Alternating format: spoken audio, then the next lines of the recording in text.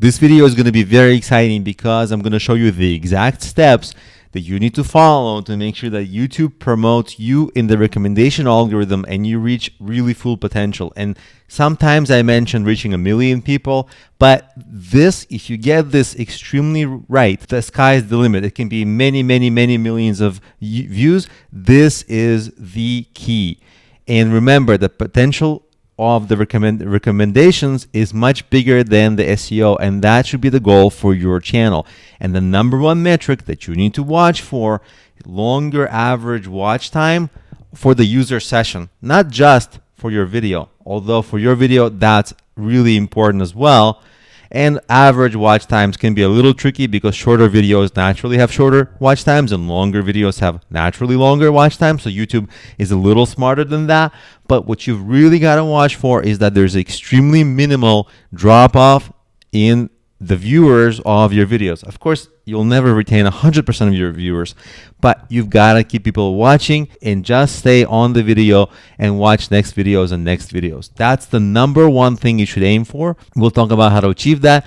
And you have to understand that it's a self-reinforcing algorithm, which means that videos that are popular are going to get recommended more, and the more they're popular, the more they're recommended. Guess what? They become more popular and they get recommended even more. This is what's called a deep learning neutral network. That's a technical term. It sounds very techy. Don't worry about it.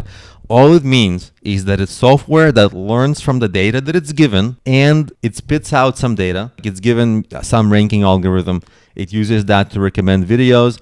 After it's recommended the videos, it collects the data on what people clicked on, what people watched, what worked the most, what kept people on YouTube the most, and then that fresh data, it feeds it back to itself and reshuffles all the recommended videos. And hopefully, if your video is one of the ones that get clicked on more in that recommendation list, and gets watched more and it keeps people on YouTube, then guess what? It's going to show your video more and more and more and more on more other videos, and that's really how you reach big potential. So now let's talk about a strategy for each video that you should follow.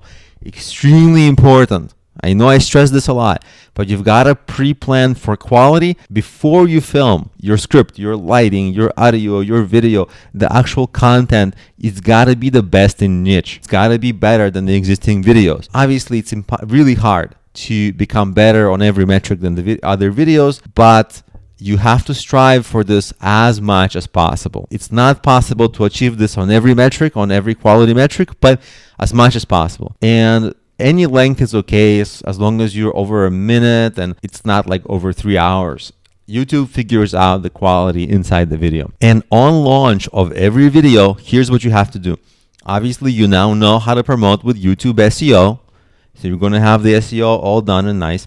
Then you're going to promote with social media, post on all your social networks, send it to your list, get as many views as possible, even promote it on other Facebook groups that you don't own, just to get more views, more embed the video into your blog, wherever you can, just get more and more views. And you can push the video views up with ads as well, especially in competitive niches. What it's going to do is going to give YouTube a lot of data to work with, and if you're in a competitive niche, you need to get to approximately 20 or 25% of the competitors' views. The view number doesn't impact the recommendation algorithm so directly, but imagine if a viewer sees recommendation, that one recommendation has 1 million views, another recommended video has 2 million views, another recommended video has 500,000 views, and there's your video with like 100 views. It will look very weird to the viewer, right? So they're not going to click on the one with 100 views. There's just not enough social proof. It looks like a bad video. So for that reason, YouTube is not going to put a small video or a less popular video next to very popular videos. So the popularity of the recommended videos tends to be approximately equal, and that's why you have to push your video to get to approximately 20% or a little bit more than that of the views that your competitors are getting, and then you'll start noticing that you are getting recommended in more and more and more popular videos, and that's really where you start getting all those amazing views. And just a couple of more strategies to reinforce this is you can add your videos to existing playlists, and you can also leverage end screens. For example, in your older videos, one of the elements of the end screens can be to recommend people to watch new videos, so that your new videos will always get some traffic from your existing end screens. And that's another way to get extra traffic to your new videos. So all this together, that is the recipe for getting your videos to be recommended next to other popular videos.